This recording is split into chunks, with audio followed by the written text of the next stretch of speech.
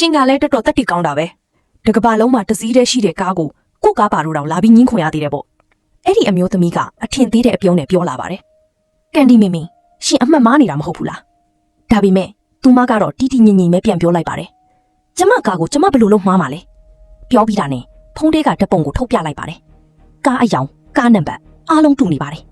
အဲ့ဒါကိုမြင်လိုက်ရတဲ့အချိန်မှာပတ်ဝန်းကျင်ကလူတွေတောင်အံ့ဩသွားကြပါတယ်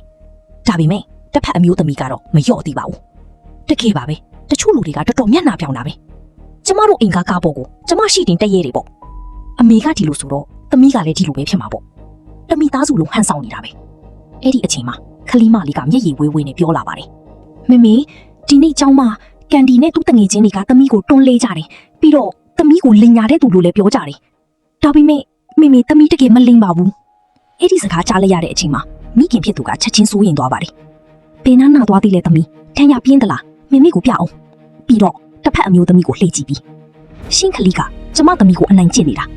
ရှင်ကမိဘတယောက်အနေနဲ့ဆုံးမတင်တာပေါ့ဒါပေမဲ့တစ်ဖက်ကတော့မှန်မလျော့ပဲ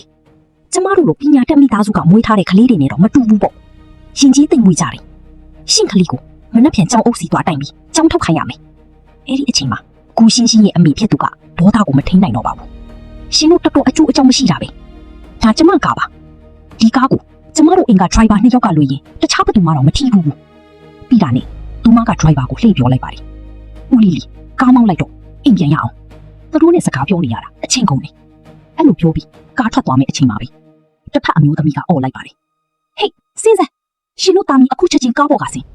ကျမယောက်ျားကဂူရှိခရုရဲ့ CEO နော်ဒီကားကိုသာပြီးကြအောင်လုပ်လိုက်ရင်ရှင်တို့တက်တက်လုံးပြီးဆက်ပြီးပြီးမှမဟုတ်ဘူးလို့အော်ပြောလိုက်ပါတယ်ကားပိုင်ရှင်အစ်စ်ကတကယ်ဘယ်သူဖြစ်နေမလဲစက်ကြည့်ချင်းတည်းပို့လို့လုပ်ထားနော်